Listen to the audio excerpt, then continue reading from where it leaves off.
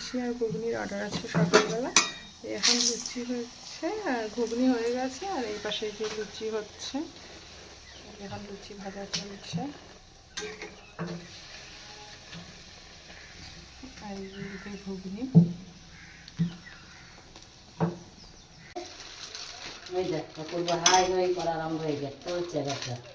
এই যে লুচিগুলো আবার প্যাকিং করতে হবে, প্যাকিং করা চলছে।